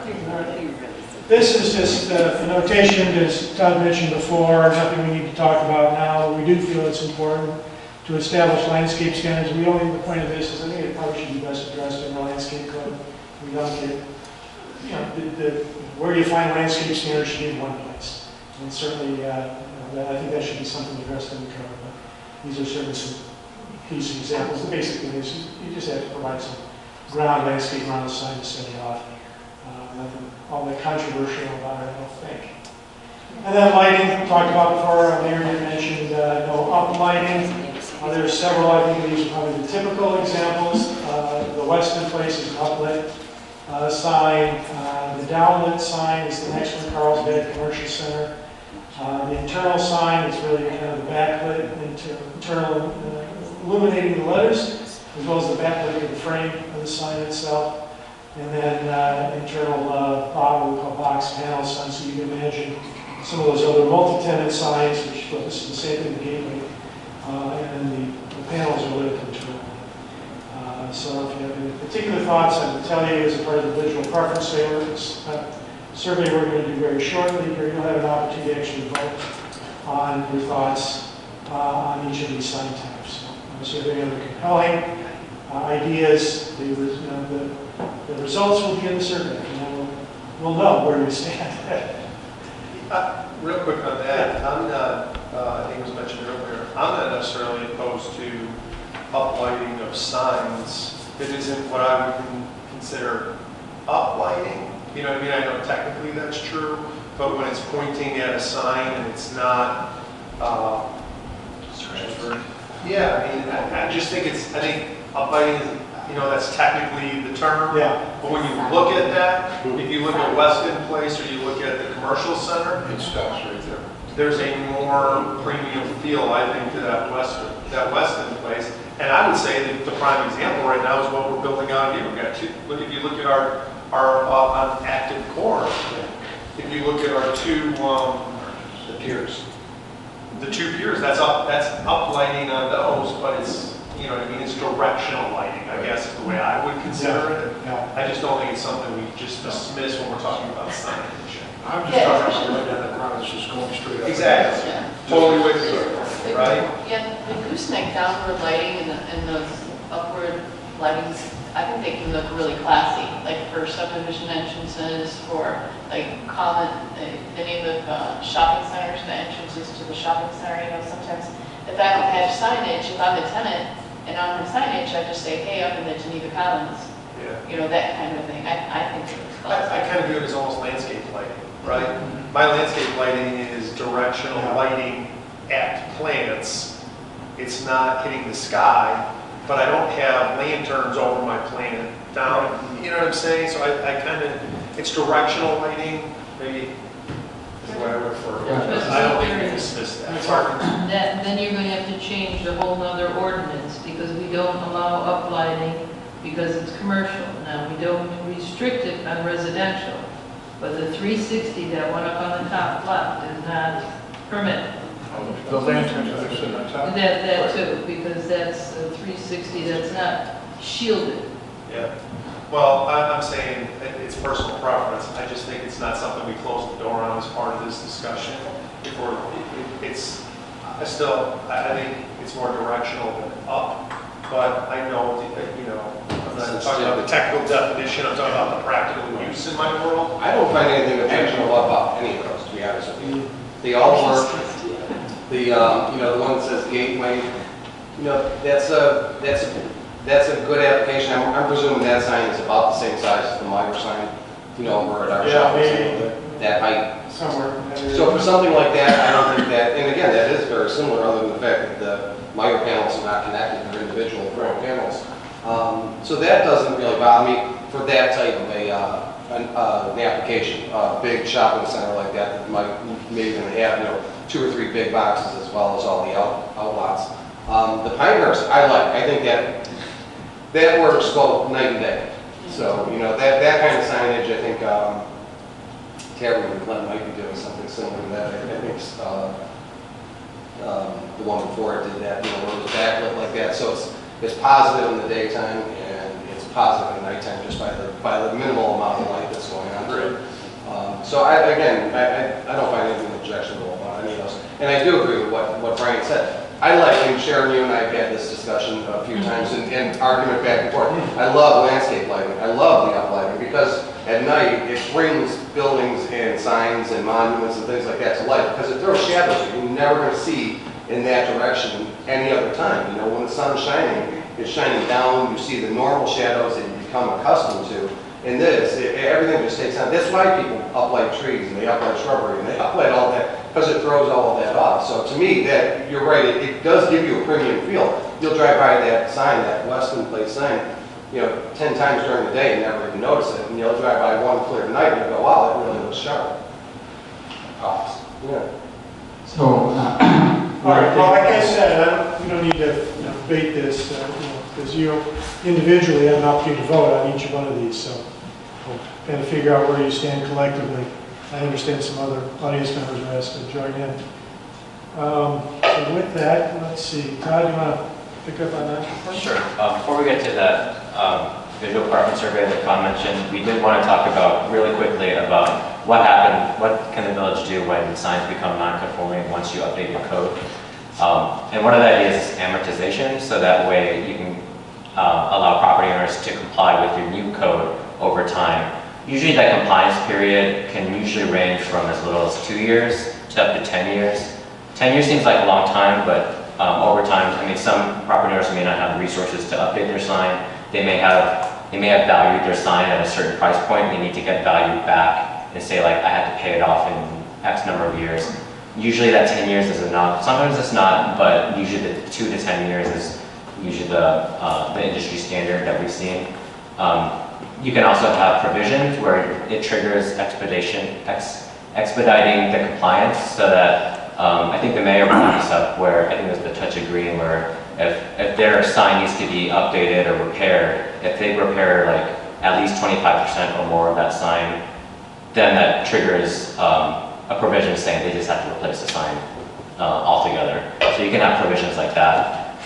Third bullet point is incentivizing the compliance, so that you could say, like, we'll reduce the cost of the permitting fee, or even waive the cost of permitting fee if you comply within X number of years. That's another provision you can put in there to incentivize it. Code enforcement is always big, not only just for signs in general, but for non-conforming signs.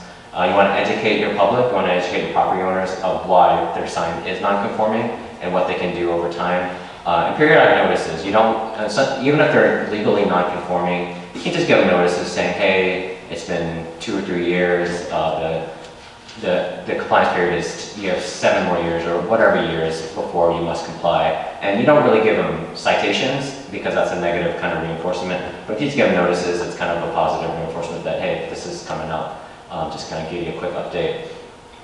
And the last bullet point is, it kind of goes back to the other point, is that some property owners or businesses monetize their signs, and they know that they have to get value over X number of years for that sign to be worth the cost they put in it.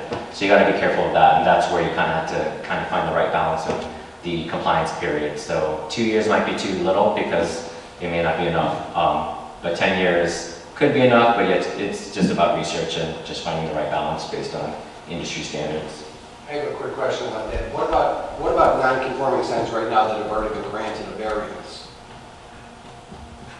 That could fall under the provisions where they can stay legally non-conforming, but if they want to replace their sign or fix it and X%, like if they repair more than 25% or whatever percentage you place on it, then they have to repair it, or they have to replace it. But absent those two conditions, we couldn't really put them to a 2 to 10 year replacement, could we, if we've already issued them a variance? That's a good question. I know there's grandfather clauses that communities put in there saying if you were in the code, if your sign was in place before the code, even the updated code, they may see the ability to stay, but we'll have to do some research to figure it out. Because we've issued some variances since the code has been adopted. So sure. That's what I'm saying. It's like not necessarily the ones that just became legally non-conforming by us adopting a code, but the ones where we've gone and actually issued a variance after the code was established. So, you know. Yeah, it's a good question. We'll get into that. And next is the survey to Con.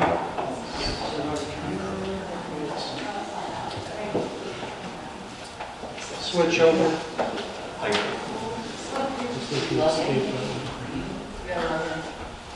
Should be Yeah. Right. So, just take a quick poll. Has anyone in the room participated in an image or visual preference survey before? To get a general idea of what this is about. There's a lot of qualifications getting put on the visual preference survey. I'm warning you, this is not the ultimate answer, right? This is just one tool in the toolbox, and of course a lot of the discussion tonight is a very important piece of that we use to begin to help understand and evaluate what the community says about signs and sign types or your preferences. And that's all we're doing is gauging your preferences on a simple scale of 1 to 3. Do you like the sign? Are you neutral about it, or you dislike it? And from that, we do our best to try to distill and summarize what the vote tally tells us and then make some interpretation. Now, I have, different from what I've done in the past, this particular system allows me to add a slide to actually capture your comments.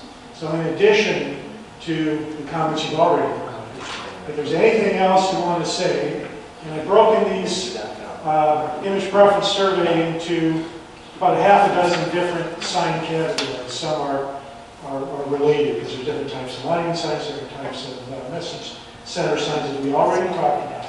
So we may move further, but at the end of each of those categories, there'll be a slide that comes up that basically says something like, give us your opinion on or thoughts about this particular sign type.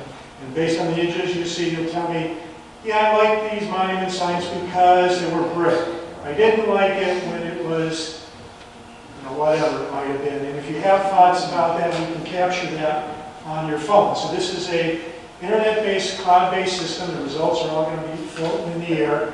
And we'll be able to obviously provide hard copy comments to you. So your voting is all via your phone. And so the information is on the screen. That's as simple as it is.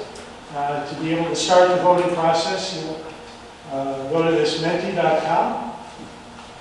You'll be at the top of that screen on your phone. It'll ask you for a code to vote.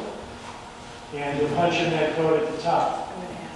Do You you keep just saying phone want, too, we can't use our iPads, right? Oh, yeah. It's just internet. Computer or whatever, yeah. is your preference to have just the village board members participate in this? Well, I understood there were a couple other members of the audience who were invited to participate. You're welcome. Todd, I'm noticing there's a tally up there too. Yeah, I think a few have already started. Okay. So we're going to give you a few minutes. I'm going to try to understand once you're loaded up, and once you've voted, I'm trying to get a sense of how many are participating. Because then, and the only reason to do it this way, we don't have to, there's no reason to present it. It's just, I think, important and helpful for us collectively to see what the results are. You're going to get the results. You could actually have done this at home at any time. But I thought it was a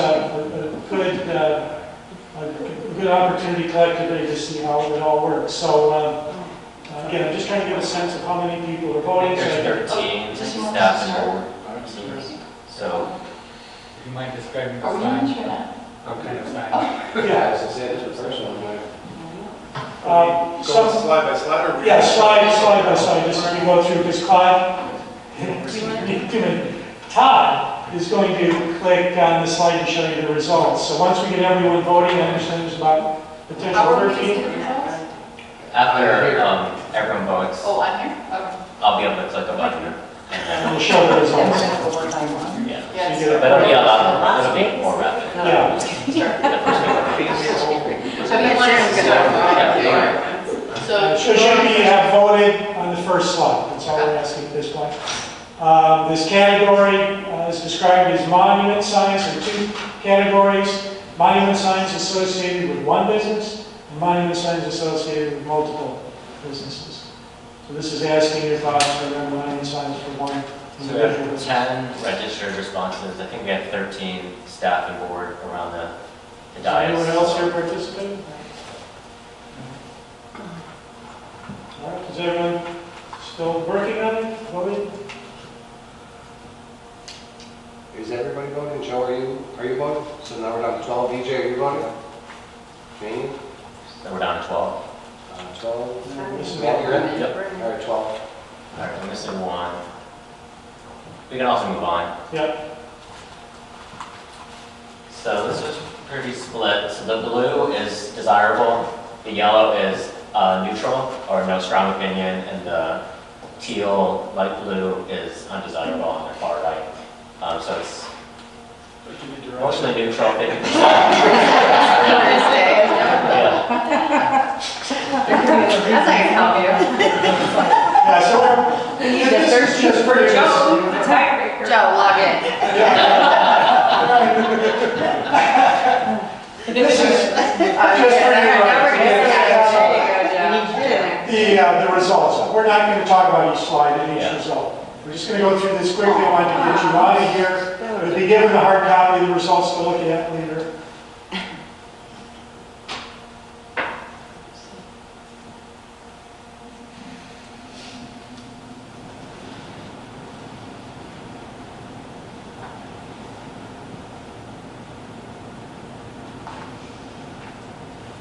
And as you're going through this, with any visual preference, there's lots of things that could influence your thoughts about a particular image. The time of year, there's landscaping not. I'm going to ask you to try to not think about those things. Simply focus on the sign itself, the materials of the sign, and the issues associated with that sign. Sometimes there's better images.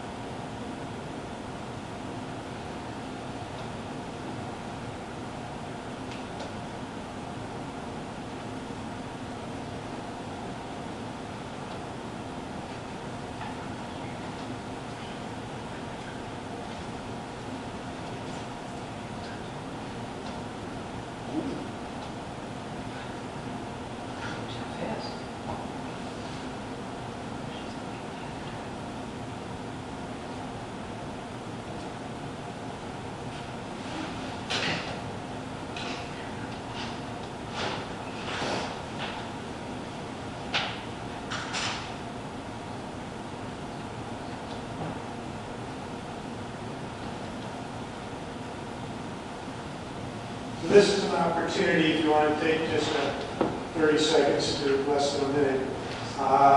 You can type in any response you want relative to what you saw in the category of the monument signs. If there's anything that you haven't discussed already, or something you want to weigh in on, or something you saw that you really liked or really didn't like, that really stood out, this is the opportunity to type in your answer. Or if you're like me, I talk to them.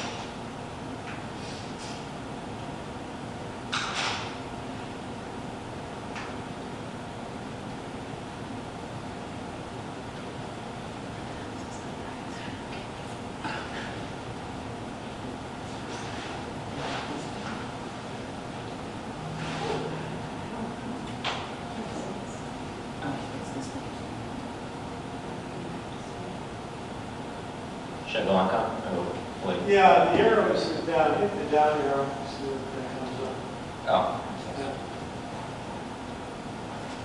There you go.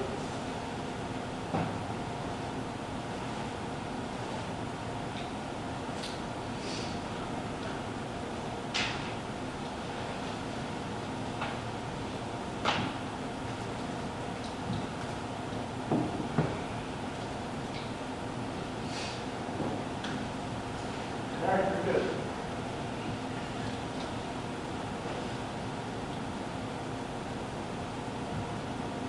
Yeah, my kind of message tends to be a moot point based on the discussion. But this category is specific for institution. As Todd said, this may not be able to make this distinction. If we were, that's the question. This is the U.S. government. They may, they may exempt themselves. They may.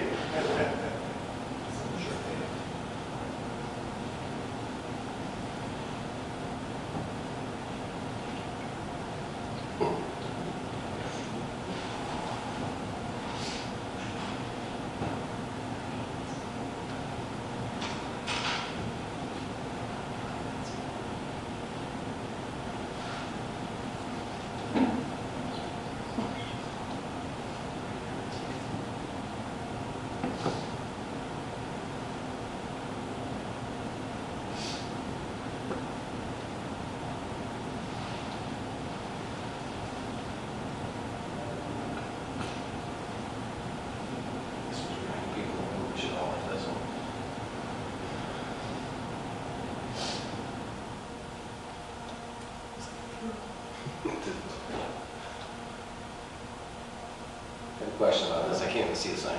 We went. I stopped on this one. I looked right, where's the sign? I think it's all the way to the right, or it's the yellow, like, Oh, come on. There's a lot going on there. all the way to the No, this right. is the wrong slide. Because there's one that says sports sale all the way to the right. No, this is. Is that a vacation pic? Yeah, right. No, this is a placeholder. I don't want to see the next one. I want to see how we're going to vote tonight. He's got 10 votes. Yeah, just skip. Just submit. Yeah, just submit. Oh, did people like that? You No. don't seem to make a choice. Yeah, I don't know, sorry about that. I don't know how that happened.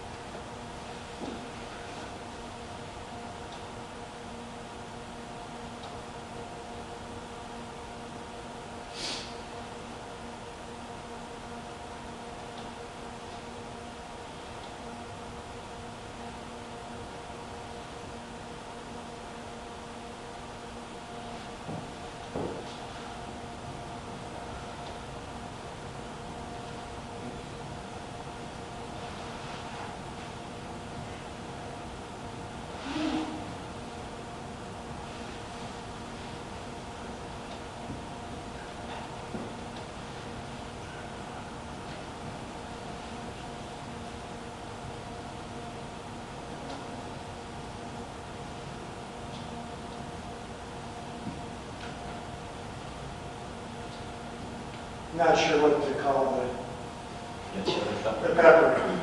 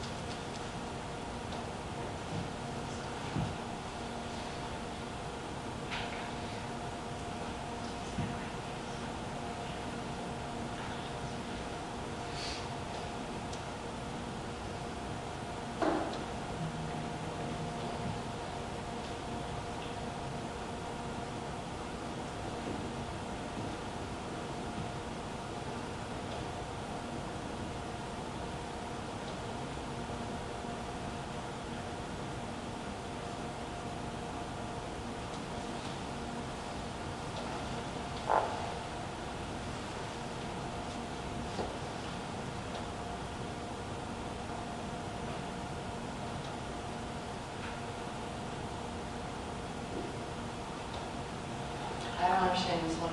Yeah, I don't either. I can stop there as well. Yeah, roof-mounted signs. The woman in the letter on the portion of the slanted roof. The issue staff raised that there are certain businesses, because of the design of the, as I understand it, BJ, maybe you can jump in here, because of the design of the building, have very limited wall surface area.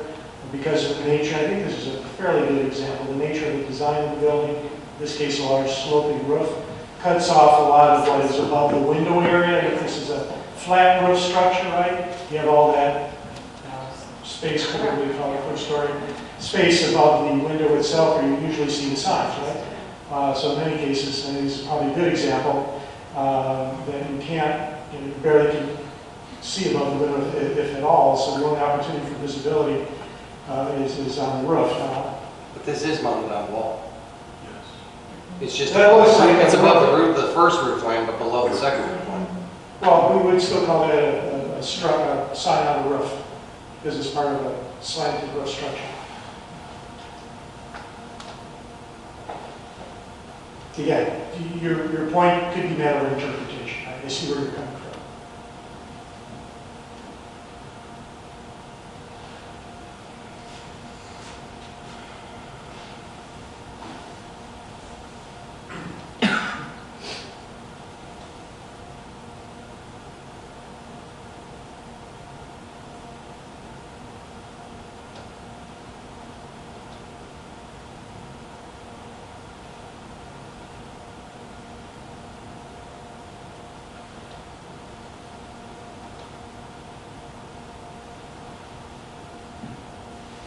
Now, I want to just bring your attention, because there's another category after this called canopy signs. There is a difference in definition. You'll see that in the images. The difference, because these are often interchangeable terms, right?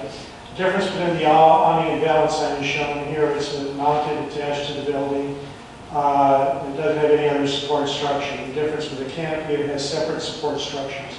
Poles generally supporting it in different ways.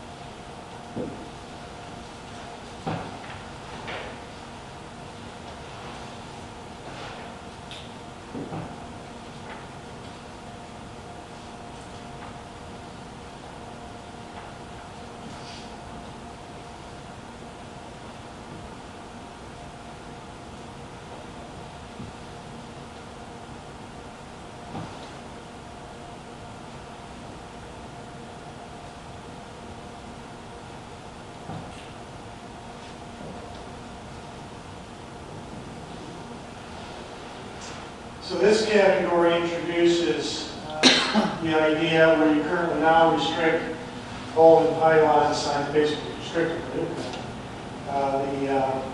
The idea here is, should the village have a category that would allow, as an exception, for what we call replacement of non-conforming signs. So if you have a sign that has to be replaced as a result of the reconstruction of the road, or another non-conforming sign that wants to be replaced, it doesn't want to be completely monument sign, would you consider an exception in those instances? These are the different types of pole and pylon signs.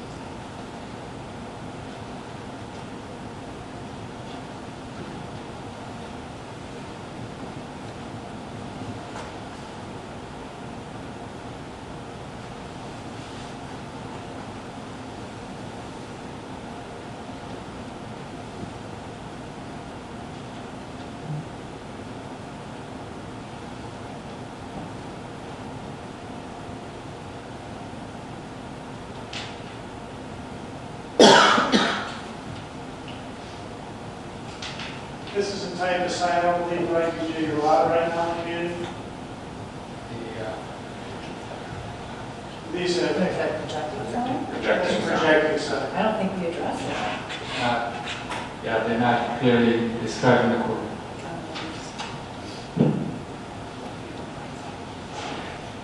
A lot of those signs are shopping district oriented. Yes, exactly. 600 feet off the main road. Yeah, larger shopping centers. So that light signal. Yeah, or typically in downtown locations. When we have pedestrian friendly areas. Yes, yes.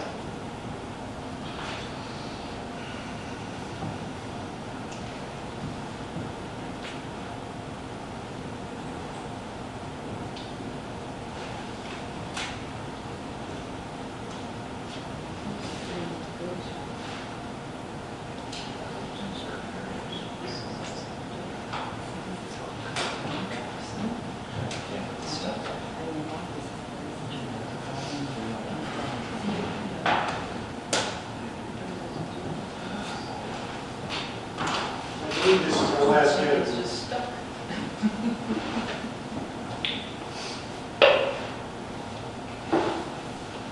Yeah, that's the last one. Okay. So we'll analyze these results. These are going to be one of the inputs that will help give some guidance to the standards. And we'll provide the hard copy results to BJ shortly. All right. Any other questions or comments? Is that automatically saved? Sure.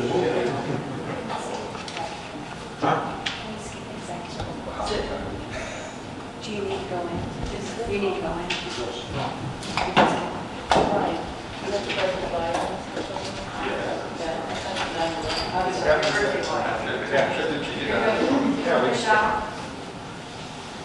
I'll take it.